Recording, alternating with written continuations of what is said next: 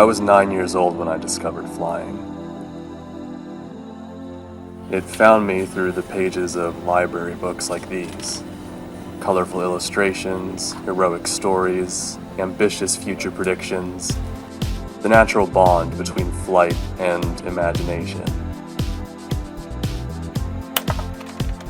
As I grew up, airplanes were a constant.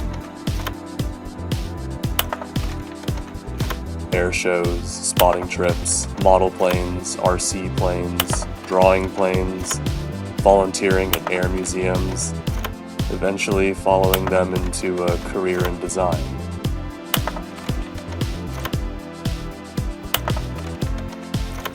But airplanes had come a long way before I caught wind of them.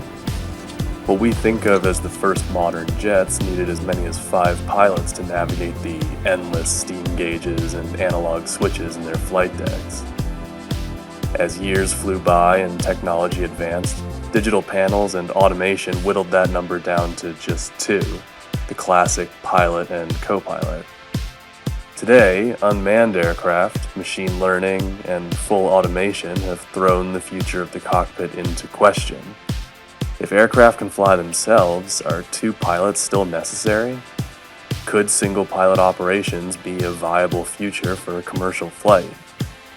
And as we move towards such a change, what might the next generation of flight deck landscapes look like to accommodate it? Well, that's where I come in.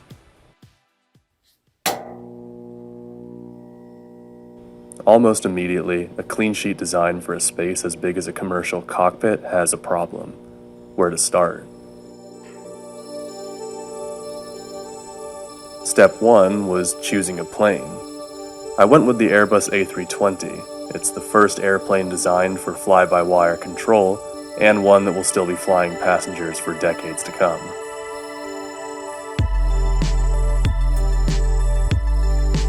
Next comes the written academic research. Artificial intelligence and cockpit ergonomics are both well-studied fields, but where do they intersect?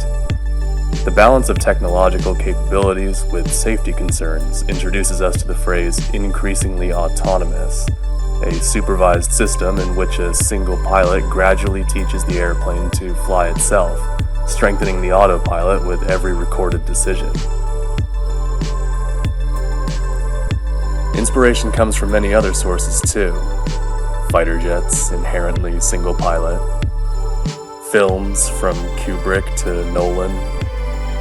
And, of course, interviews with experts, including Sikorsky aerospace engineers, urban air mobility industrial designers, senior commercial pilots for United Airlines, flight testing teams at hypersonic startup Hermeus, and even executive directors from Collins Aerospace.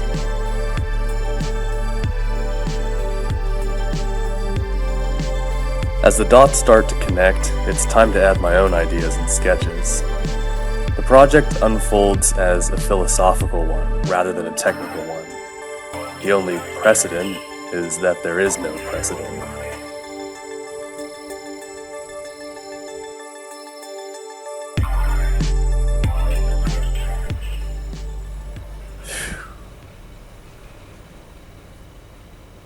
But finally, from the chaos, a hero sketch.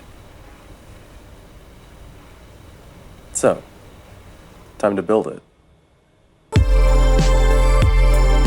First, I lay out tape at life-size scale to visualize the space we're working with.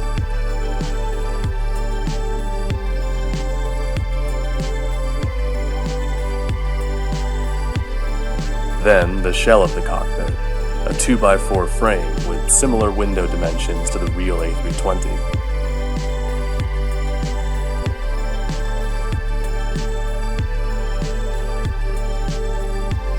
With the structural frame complete, I have filled the space with string to mimic the three-dimensional geometry of the design.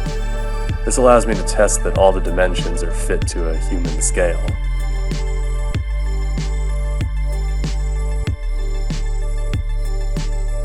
Slowly, I rationalize the shapes made by the string with cardboard infill for flat patterns. Then it's time to replace the cardboard with final materials for a clean finish. After retrieving my single pilot seat from a trip to the junkyard, foam core panels are attached with Velcro for easy removal and storage. Some final detail work, and my flight deck is done.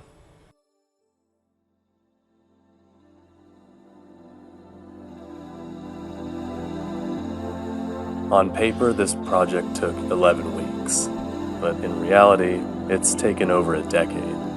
It's not a future that will be, but it's one that might be. A blank slate, testing the waters, making bold choices, starting conversations around the next generation of airplane design.